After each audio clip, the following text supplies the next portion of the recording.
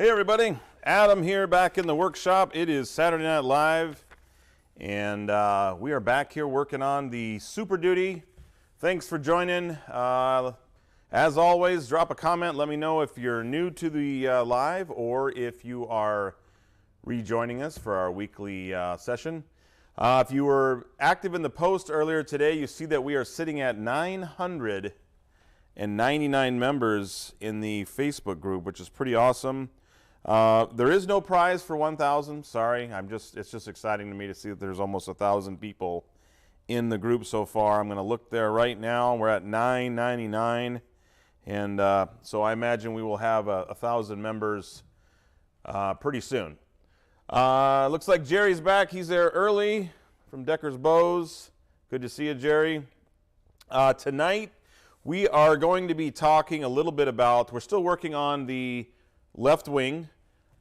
Since our last session, I deburred everything, got the skins off, vacuumed everything up. I actually riveted all of the flapper on, brackets on, got all that done. And then started working on the Pitot tube, and this is the Dynon AOA Pitot tube setup. So we're going to talk a little bit about that. I also posted, hey, good evening, Scott. I also posted some pictures in the media section. So if you are in the Facebook group and you go to the top and it has like files and media, go to albums, and then it's broken down by like fuselage wing, go to the wing section, and I'm adding photos every day. So when you see that Adam Andrews made a post in the Facebook group and it looks like the same pictures, it just means that I've added to that album, and there's probably more. So I wish it would just show you the new ones, but it just shows you the whole album. So go in there, go to the end of the line, and then you'll see the latest pictures. I am going to show you some of those pictures here in a little bit up close, and we'll talk about some of the components and some of the considerations that you're going to want to think of when you do the Pitot tube installation. Now, I don't recall, I think when you buy the Super Duty kit, I'm not sure what kit it's supposed to come with. I don't even believe I got a Pitot tube with mine, but if you do, it's just basically the basic 2 tubes with the little plate. You know, it's just the basic Pitot tube. If you are going with a Dynon or a Garmin or some other style of Pitot tube that has like an AOA, or maybe it's heated, then that's kind of what we're talking about tonight. So you have to have a way to not only mount that, but route all the tubing. If you're doing a heated Pitot setup, you got to have a heated Pitot controller box that gets mounted in the wing. So we're going to talk a bit about that. Also, there was some questions brought up in the last couple videos that I want to talk about, that I got some answers for. Actually, some really good questions in the forum. If we back it up to, somebody had a question about drilling the hole for the vent line on the wing tank. I talked to Roger about that, and he said that all the new kits, I'm not exactly sure when it started, but new kits moving forward, they're actually going to have that hole cut out at the factory. So that's good news for future builders or people who haven't ordered their wing kit yet. Obviously, if you've already got your wing kit or you're in the middle of building, then that's not going to help you. But like I said, what we did on ours is we kind of put the tank in there.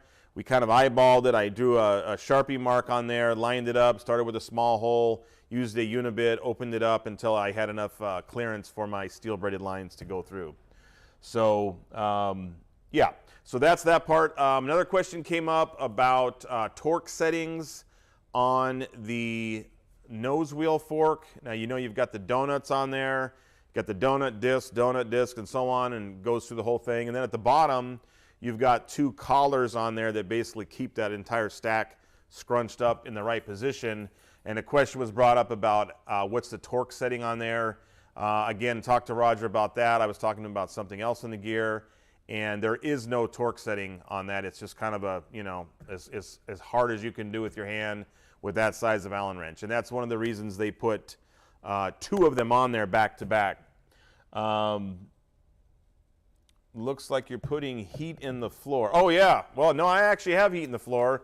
The tubing is a lot bigger than this though. This is pretty small tubing. Luckily, I'm lucky enough to have heat in the floor here, because right now You probably can't hear it on the microphones, but as of right now, the wind is howling at 32 knots outside, and it's 28 degrees. So 28 degrees and 32 knots is pretty breezy. So luckily the floor here in the shop does have heat in it, so that works out great. So what we'll do, I'll show you kind of what they give you from Dynon. If you buy, your options are really, there's kind of three main components for the Dynon Pitot system. You have the Pitot tube itself. You have to order either heated or non-heated, and there's about I want to say it was $500 to $700 for the heated and like $300 for the non-heated. And then you have to buy an adapter to mount the Pitot tube to the wing. And then there's basically a plumbing kit which gives you all of your AOA, your Pitot, your static lines, and then a huge bag of fittings to accomplish all the 90s and T's and all that are required, as well as your two static ports that are provided in the kit. Now the static ports, you know, every airplane is different, so they're not going to tell you where to put the static ports in the Dynon kit, but there are a couple documents. In fact, I posted one in the Facebook group, again, up under files. If you look under there and look for Pitot installation or something like that, there are some recommended areas on the Zenith aircraft, one of them being, you know, back in this area here. And they show it in a couple different places. One shows it down low, another one has it up high. But basically it's out of the, you know, it's out of the direct line of the, you know, anything from the exhaust or the airflow from the propeller, all that kind of stuff. So kind of aft is the good place to put that. Now in the Dynon kit, they give you enough to basically do a single AHRS unit, and I know you probably can't see this from here. I'll jump over to the other table in a second, but if you are running dual AHRS, then there's a couple areas where you're going to have a T to split those signals off into two, or those air lines into two. So you're going to be coming off the Pitot tube with one, and at some point, either in your wing and the fuselage, you're going to split into a two adapter so that you get two AOAs and two Pitot tube outputs, and then each one will go into its respective AHRS if you're doing a backup. You know, if you're doing an IFR plane and you want to have a complete backup system, then you'd have two, and you'd have basically redundant and dual outputs. And then for the static port as well, you'll have a Y, because you're going to have a static port on each side. Those are going to come into a Y and either go into a single AHRS unit, or you're going to split that into a Y again and go to both on both sides. So that was kind of the updates. Again, I talked about the gear, talked about the wing. I have been adding a lot of the documents to the top of the file page on the Facebook group, only because there are a lot of really good kind of one-off how-to instruction manuals in there.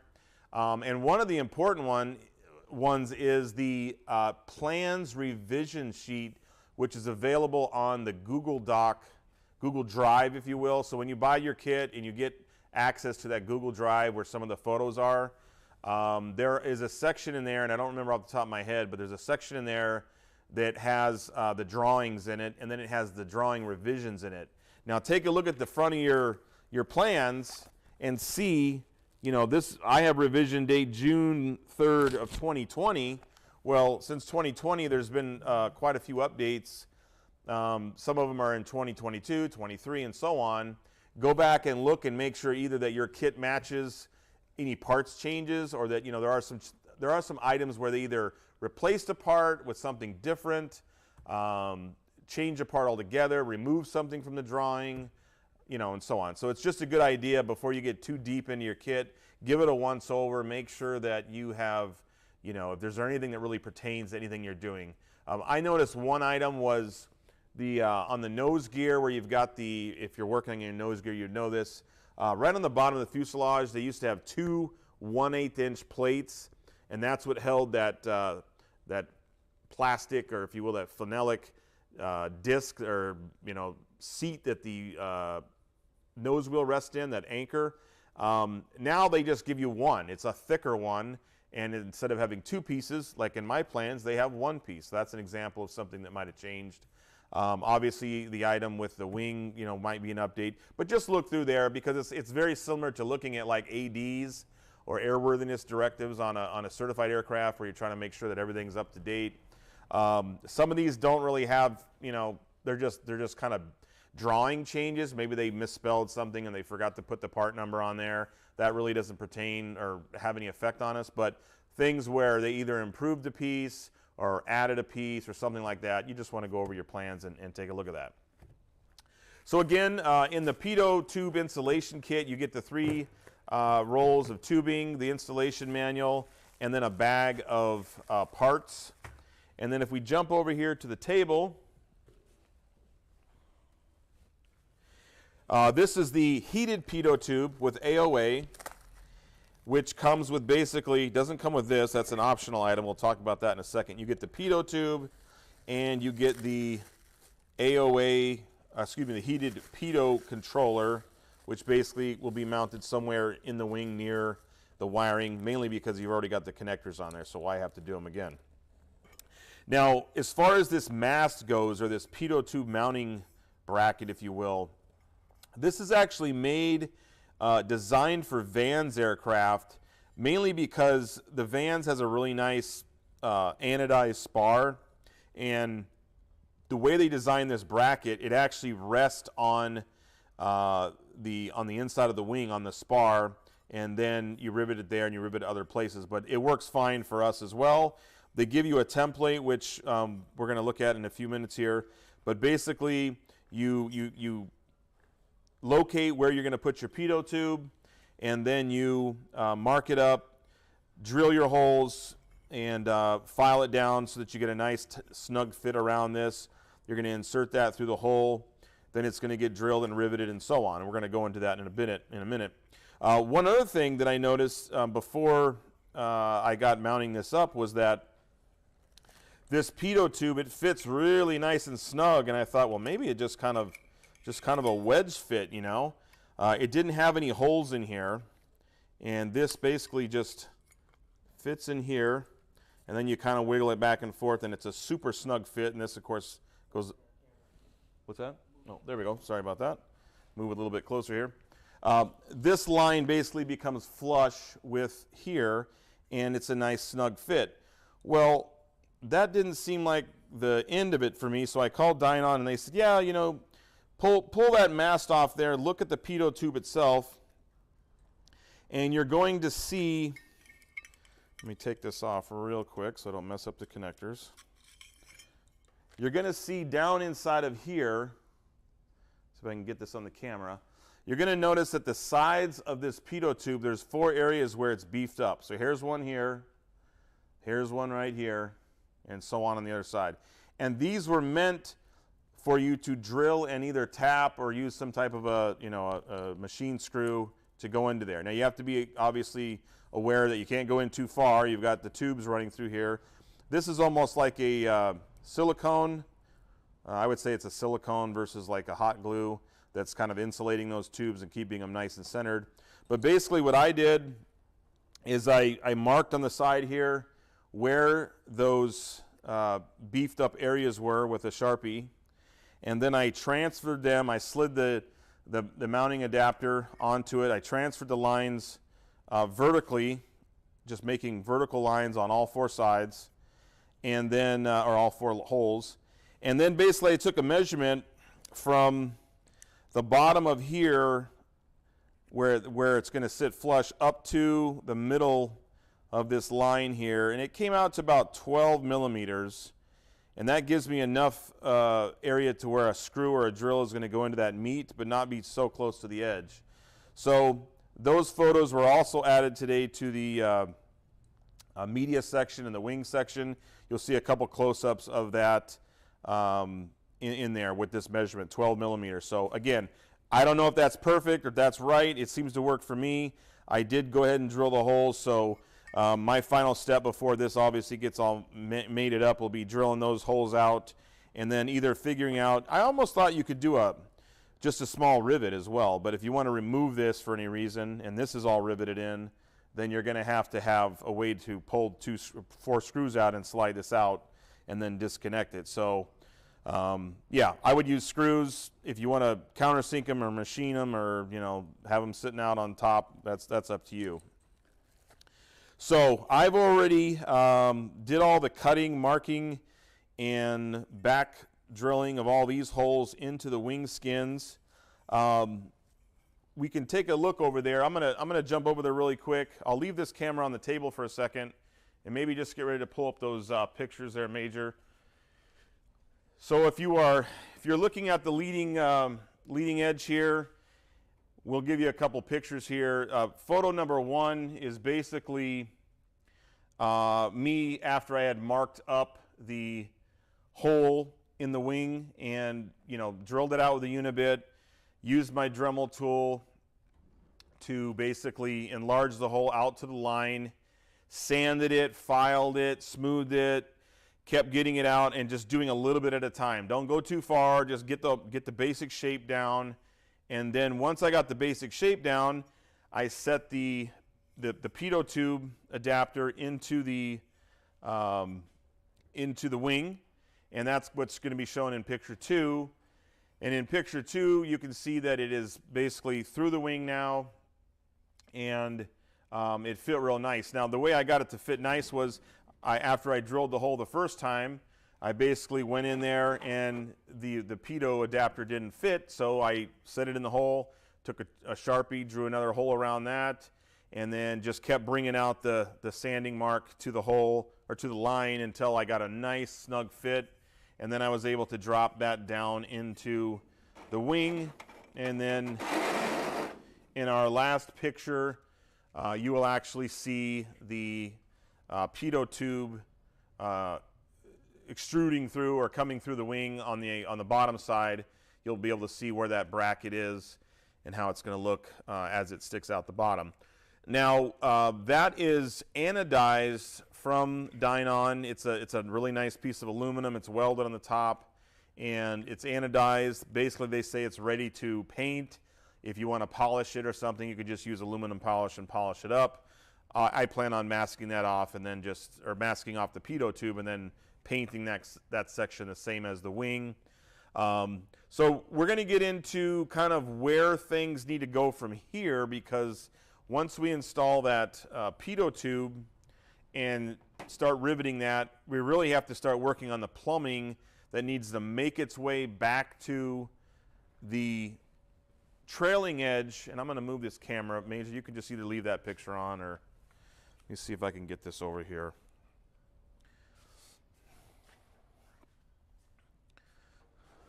I think I got enough here. Let me raise this up.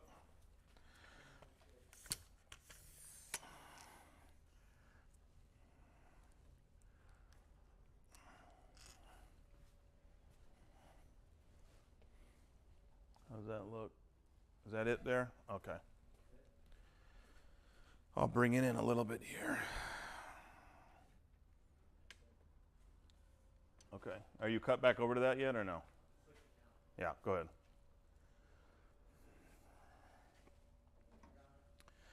Okay, so now we're live in the nose rib area here. Now this is right at, this rib here is the one that surrounds the outer edge of the fuel tank. So if you're trying to figure out where we're at, you'd be counting 1, 2, 3, 4. This is the 5th rib from the wing root, but the easier way to locate it is it's the one that the outermost edge of the fuel tank is on. So I don't know if you can see where my hand is here. Let me tilt that up just a teeny bit. Just bear with me 1 second here. I'll come up a little bit like that. That'll make a little bit more sense. There we go. All right. So now you could have put it here. There's a couple different places you could put it. But one thing to keep in mind is that if we angle over just a teeny bit over here, this is where your strut is going to be mounting to. The wing strut bracket or mounting arm gets mounted to this piece of angle and then extrudes through and it comes out down right about down here. So you kind of want to give yourself a little room between that wing and where the strut's coming down. There's that kind of triangle there. So you could do it here, you could do it here, somewhere right in this area here. And then the only thing, your only other consideration is just basically making sure that by the time this extends down below the bottom of the wing, that it's not going to interfere with the wing strut itself, and pretty much anything in this, pretty much anything forward of the wing spar is pretty safe because the pitot tube comes down and then goes forward, and the wing strut just continues going down. So you're pretty much going to clear it here. I did move it. There's not an exact location here, but it's almost lined up with this lightning hole in this rib. So a couple other considerations are for the plumbing for this, for the AOA and the pitot the pitot tube and the AOA tube that are going to come off the top of here. We can't go this way because that's the fuel tank right there, and everything that way is the fuel tank. We can go this way, which is what we're going to do, but we don't want to go out the trailing edge back here because we're on the inside of the rear wing strut. So we don't want to drill any holes back, and you can stay looking at that. I'm just going to walk to the back here.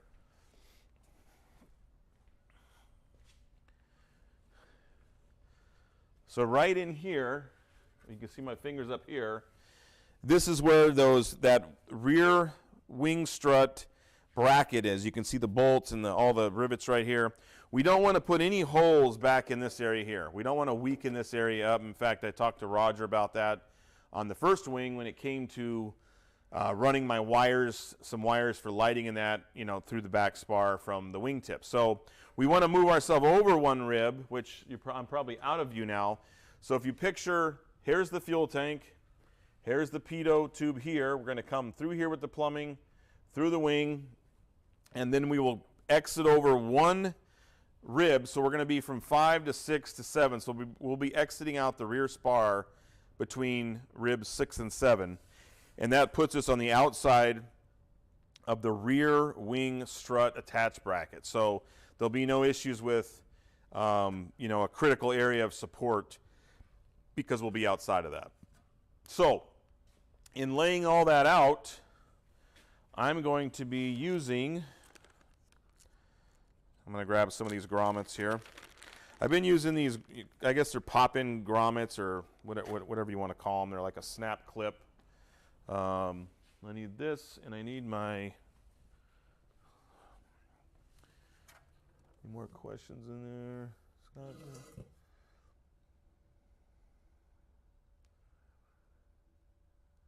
Oh, Scott said just driving by. Cool.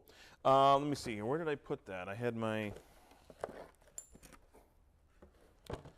bear with me here.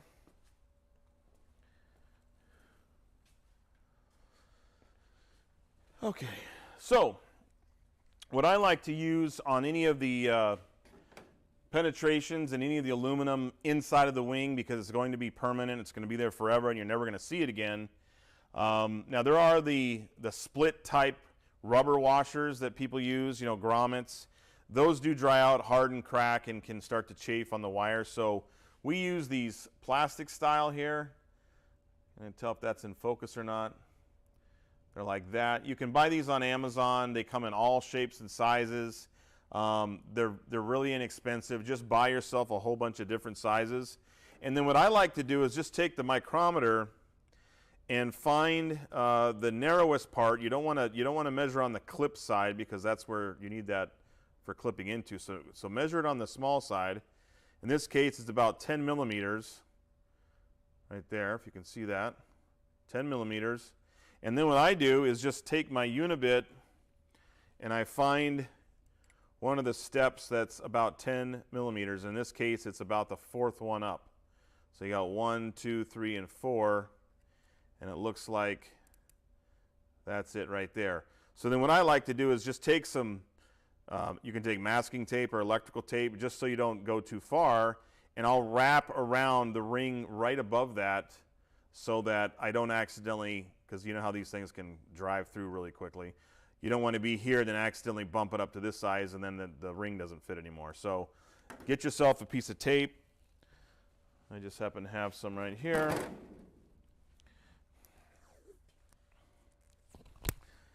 I'll tear off a little piece here. So again, we'll just double check that. Again, on the outermost edge there, that's 10, so that's the fourth one up. So I am going to tape off right here, right below the fourth one. So we'll go like that and get this to stay while I wrap around one time.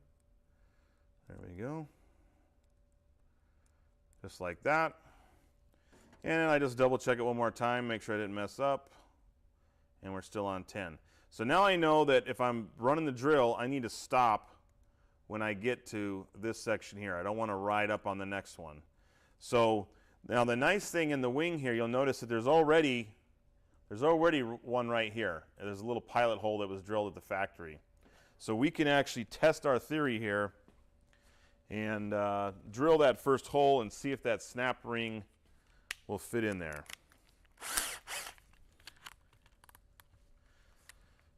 So I'll go ahead and drill this up to that fourth ring size.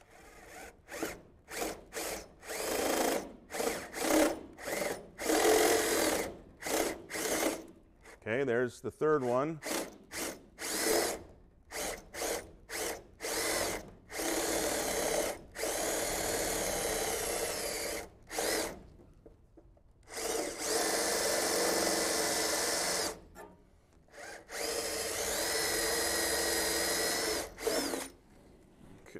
Sure yep, I'm on 3. Boom, boom, boom. And there it is. Now what I like to do is hit that up from both sides, and that'll take off any of the shavings that might have went one direction through there. So I just come here to the back side and just give it one spin. I don't need to run it too long because I don't want to widen the hole up any bigger. And then we'll give our snap ring a try here. And again, we measured the smaller size, so that's going to allow those snap rings to be a nice snug fit. And this is actually going through a couple layers right there, so it might need a little bit more. So we stopped a little early. We didn't want to make it too big, but we can always step it up a teeny bit more here.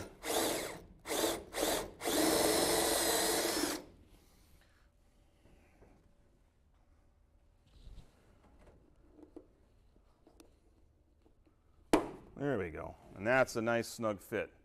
Now you've got a spot for, I'll just grab one here.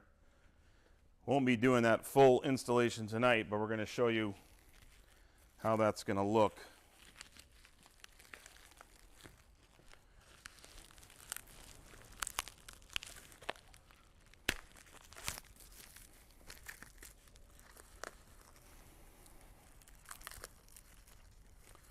All right, so I've got some of the tubing here. I won't take it all out, but now you can see that this will very nicely go through here. Okay, and that gives you a nice snug fit. The tubing will be protected, and then we can run it over to our next junction.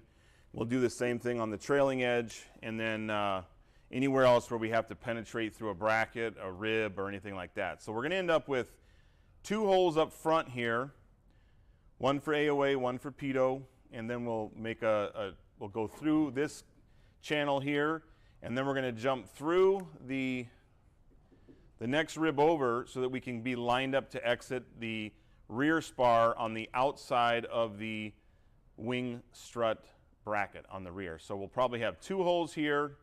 One is already installed. 2 in the sides of the ribs so we can go through, and then 2 in the back to carry these 2 tubes back there. Now the AOA, or excuse me, the static ports, those happen inside the rear of the fuselage, so we don't have to worry about doing anything with that up front here, only the AOA and the Pitot tube lines.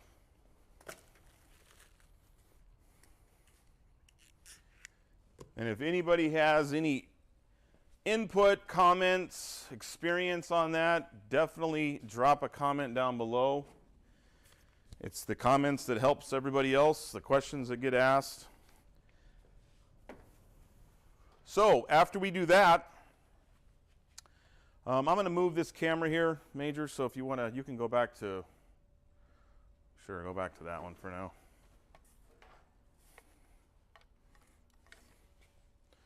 I'll try and stay over here. I'm going to bring this down like this.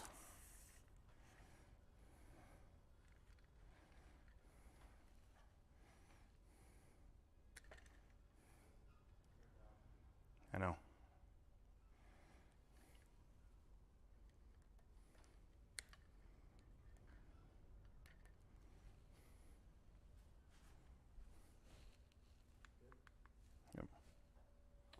All right, so now we're back at the aft section here of the wing. Here is that rear spar, rear strut attached bracket. This is a beefy big section here. We definitely don't want anything drilled through here. Here's where all those doublers start heading to the wing root. So once those tubes come from the leading edge, they'll either pass through here or pass through one of these sections, the solid sections. Probably throw a couple more grommets in there. They'll make another 90 and they'll exit out the back spar right here where they will then make their way back towards the wing root, which is where our fuel lines and other things are going as well. Now we also have electrical that's going down in this wing, so we will be running the wires for those also through the wing ribs, attaching them, securing them so they're not chafing on anything. And then eventually those exit out through the rear spar and then make their way. Again, we have a big trailing edge that goes on here, so all that stuff is hidden inside of here. Now one other thing you may notice, and I'll back this up just a tad here, is that I have raised up the wing using this 2-inch insulation foam. Now the reason this is really nice is my table is already level. The wing skin on the bottom of the wing has already been installed on a level table. But when you get started working on the pitot tubes and the things that are on the bottom of the aircraft, you can't really do that unless you're just sitting on 2 sawhorses or you have some other means to get to it. So what I did is I made 4 of these sections to stack on each in 3 different positions. So I have an 8-inch, roughly 8-inch clearance off the table, but since there's such a dense, level, straight piece of foam, this table is essentially, the wing is essentially still level. So I've raised it up. I've given myself a lot of room down here to work. I can work on the pitot tube. I can work on any plumbing, electrical, whatever I need to do in the wing. And then I can finish skinning it. And then the whole time that pitot tube is going to be protected until I move it over to the wing rack where it'll be cradled in the wing on the leading edge. So that's a good scenario there. Let's see if we got anybody else joining in here. Let's see. Scott, just by my. Scott says get the electrical wiring, and I think it's going to be 12 to 14 gauge roughly. Yeah, I'm actually using 18 in my entire build. So all my lighting's LED. With the exception of even the pitot heat, though, the pitot heat wiring isn't even that big. There's really nothing on this plane that you couldn't accomplish with 18. 18 might even be too big in some cases because it calls for 22. That I can show you. We'll just stay right here on this camera just for a sec.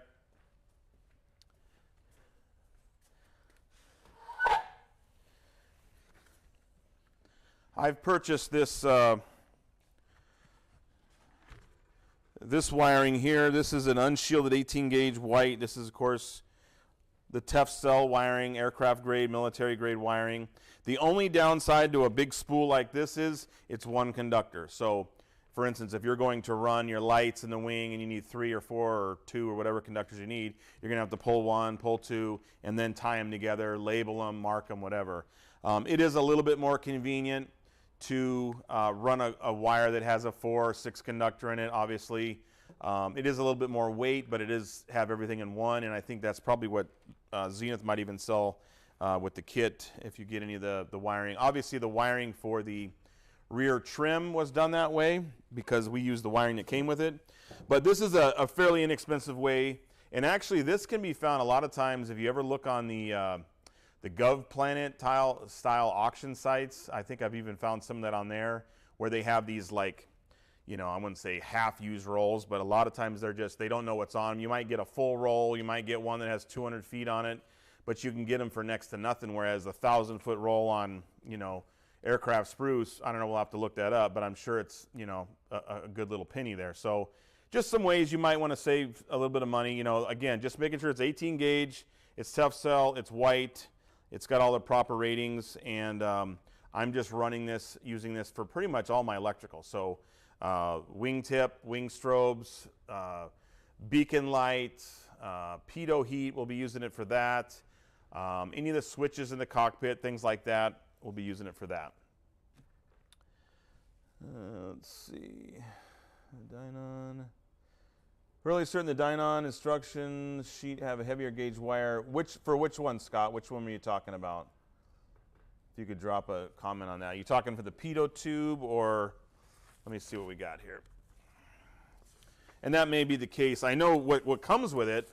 If you look at the actual box here, this is definitely.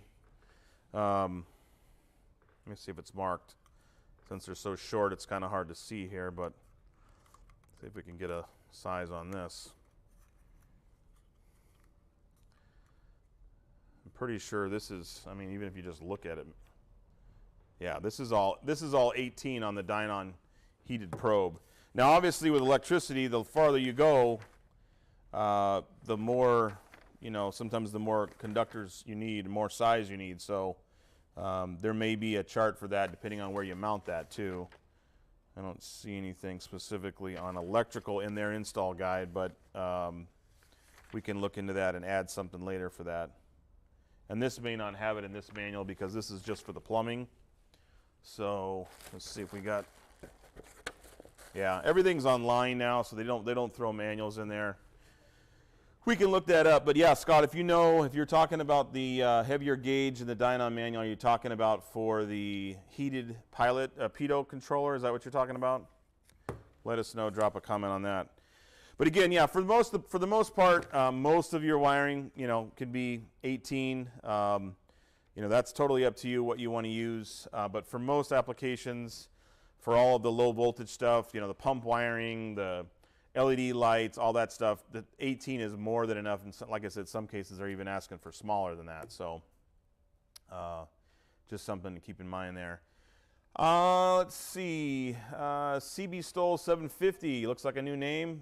Thanks for joining. If you don't mind, if you're not private, you can drop your name there, and we can refer to you that. Steiner seems to have best price for wire so far. Yep. I haven't shopped there. I have looked on their site, but I've just kind of always got everything through Aircraft Spruce because it's an easy way, and they have a distribution center in Chicago. So if I order today, I get it tomorrow. So it's always worked out for me. But yeah, and again, guys, anything that I say in these videos, please do not take it as the instructions from Zenith or Viking or anybody. This is my experience, my research, and that's why we do these is to share the information. And if somebody says, hey, that's not right, or I did it this way, or here's a better way, we're always open to that. So please, I don't want to have to put the disclaimers on the beginning of every video, but I am not an expert. I'm doing this just like you guys. I just do a lot of reading on all the stuff. So yeah, Scott says the heated pitot leads. Yeah, these leads are, hey Dave in Alabama, cool, nice to meet you, Dave. These are 18, but again, that's 18 right at the controller, right to the pitot tube. If you're running this, 35 feet, you're going to have to think about that. But I'm sure you could call Dynon and ask them, just to make sure you've got enough wire for the amperage that you may run. If you're going to mount this out on the wing, you got to have enough juice and amperage to get all the way back to wherever your power source is. So just refer to the Dynon guides on that. And again, all the Dynon stuff, in fact, they put just a postcard in every box, and it says the manuals are online, which makes sense. I mean, there's no reason to print huge manuals when they might be out of date and they're not updated. Plus, you'll get the latest, greatest information online. And Dynon has a really good manual section. I mean, everything you can think of, from schematics to the manuals to cut sheets to even full-size layout items. So when you're building your panel and you want to see how big of a, how big it looks or where things go, you can make those there too. So yeah, good information. And again, that's why we like these tips. So yeah, so what I'll be working on probably, this week off and on will be basically getting all that plumbing in place, drilling those holes, getting everything to where my last step will actually be mounting the pitot tube in there and putting those screws in. And then really I'm going to leave that out until I have to cover it with the skins, because I don't want to bump it or bang it around, get shavings in there, what have you. So we'll do everything else we can. We'll do the wiring for the wings. We'll get the plumbing in for the pitot tube, but we won't put the pitot tube in. We'll get the tanks installed. We'll make sure all that stuff is out of the way of each other. And then we'll be back to skinning the top of the aircraft. And then at that point, we will install the pitot tube and go from there, getting that wing closed up. And I think I asked this question before, but and I've seen pictures on the Zenith site where they build the wing and they just put the trailing edge right on. I don't know about you guys, but I don't really see the need to do that right yet, because you might have to fit something up. I was thinking of getting the wings mounted first and then maybe putting the trailing edge on. Give me your thoughts on that. I suppose if you have nothing else going on and you got your wings and wiring done, there would be no reason that you couldn't do that, put the two pieces of trailing edge on there. I just didn't want to cover anything up, so I was kind of leaving those off till the end. But let me know what you guys are thinking or what you've done with your wings. Did you have any issues down the road? Wish you did something different because you couldn't get to this, or it made it harder to get to that, what have you. Looks like we got our same group of, we've got 10 to 15 people in here at all times, and it drops down and goes up again, so it's good to see that. If you are, finding value in this, make sure to share it with friends, other builders. It's always good to get another input from somebody who's either built any kind of plane for that matter, because for the most part, with the exception of, some types of construction, most of these skills that we're using to build an aluminum aircraft are going to be similar. You're either going to have solid rivets, you're going to have pop rivets, you're going to have composite or, carbon fiber. But for the most part, a lot of the techniques when it comes to wiring, pitot tubes and all that are going to be the same no matter what aircraft you're on. I'm going to see if I can move the mobile camera over to the front of the plane, because I know we talked about getting the cowling fit up, and that's also something that we're kind of simultaneously doing at the same time. So I'm going to move the camera. Bear with me just for a second here. If you want to leave, let's leave it on that one.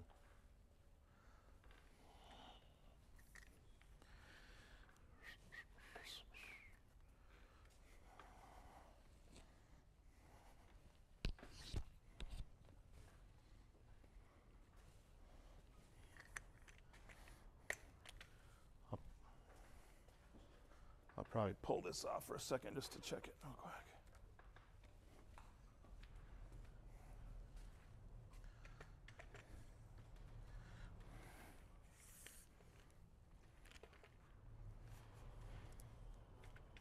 I know. All right, let's see what we got here. And that wind is a howling.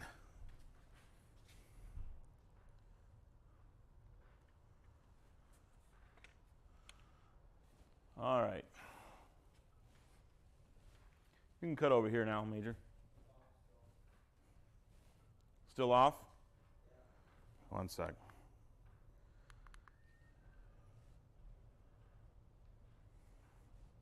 Got it? I think this how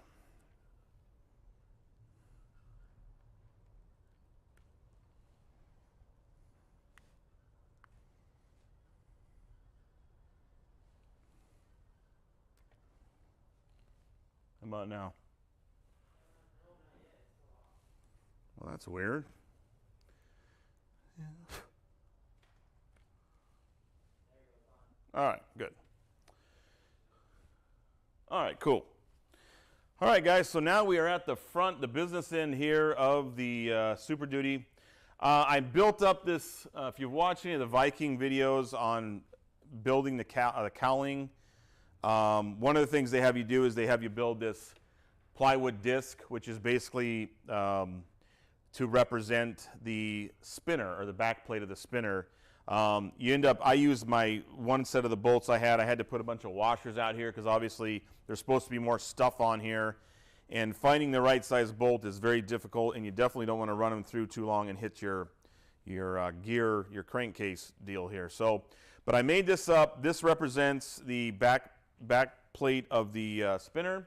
So what we'll be doing is once I've got more people here, we'll be raising the cowling up, and we have to cut a hole for the muffler. We've got to cut a couple access holes here, but this gets raised up into this position, and then it'll be attached, starting out, it'll be attached to the back side of this plywood. You know, we'll be clamping that up. We'll get it all level. We'll get everything squared up, and we will put our hinges on the fuselage side right here, and that'll be attached. We'll have our hinges on the inside of this attached, riveted, or clecoed in, and then the other side is what's going to attach to here. But before we do that, we'll be drawing a line on the inside of the cowling after we make sure everything's leveled up, after we've got our spacing, and then that will be trimmed off. And then when we slide that back to meet the new line, we'll end up with a slight gap behind our, let me cut back over here, behind our plate here.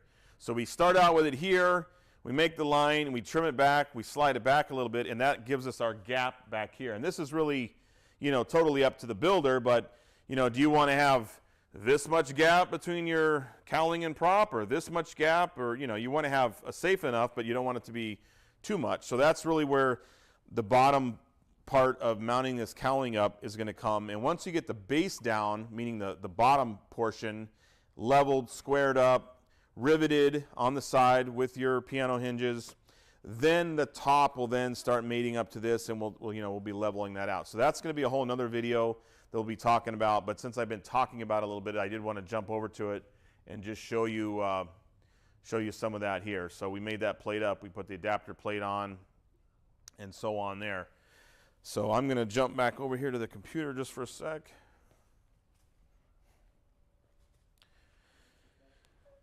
Sure. All right. Yeah, so this week we'll be finishing up the wing. I'm hoping that we can get all the plumbing done, electrical. Like I said, we got the flap-around brackets installed. We got all the remainder of the holes in the spar drilled out. So that's all done. So I'd like to really plug away and get this wing wrapped up in the next week or so that we can get it in the rack. And then basically what's left to do for wings is building slats and flapperons. That's the last thing that big table over here will be used for. Okay, so Scott is replying to that question about the trailing edges. He says, I'd wait until the lines are run in the wing before riveting on trailing edge in case you decide to add or change. Yeah, definitely. That's my thought. Just from looking at other builders, looking at other pictures, it just seems like that's an area where, since it's not, you know, I hate to say it's not structural because everything with the wing is structural, but because it's essentially a fairing on the back, it's the trailing edge, there's no ribs in there or anything. The wing supports itself from the front and rear spar and the top and bottom skins. Why not have that open so that if you do have to get something in there, if you need to, you know, reroute something possibly, that's my plan. So my plan is to get the wings done, get the wings rigged in the shop. Once I like the way everything is and I know the fuel lines reach and all that, then rivet up the trailing edge, finish the tip, and, you know, we can finish working on that wing root fairing skin, if you will, because I know that's kind of a tricky one. And that's one of those specialty guides that is in the Facebook files or media section. I believe it's under files. Just look for wing root fairing, I believe it is. So there's kind of a specialty guide. There's a couple tips and tricks in there about bending and bracing and supporting that when you're putting that together. But yeah, guys, other than that, I think we'll probably wrap things up for the live tonight. We're going to continue working a little bit on the wing. If you do have any other questions, please let me know. I'll see if I can drop a Amazon link for those bushings in the comments or in the description of the video. That may take a little while after the video, give it about a half hour or so, but I'll drop the link in there if you're looking for an assortment of plastic bushings. Again, just you can get some of these. They're great. They work. They're well made and they're inexpensive. So, and they're used kind of throughout for everything. I've used them for fuel lines, for electrical wiring, and now for the plumbing for the AOA and the Pitot tube. So, other than that, guys, good to have everybody back. I'm sure next week we'll see that we're over 1,000 members in the Facebook group for the Super Duty Builders group. It's been fun doing these. It gets me motivated to come out and work in the shop, and it's good to interact with other builders. Again, Jerry, Scott, CB, which your name was Dave. Dave, nice to have you from Alabama, building a 750 Stoll. So yeah, everybody, thanks for joining in. Again, we try and do these every Saturday. We call them Saturday Night Lives, 7:30 Central. We're going to keep doing it as long as we can. If something comes up, we'll try and put a post on the page saying, hey, it's either postponed, delayed, or canceled this week. Then I'm sure you'll be able to go on with your lives because you couldn't resist waiting for this live tonight. So other than that, thanks again, guys. Adam and the Aeroworks Workshop, and we will see you on the next video.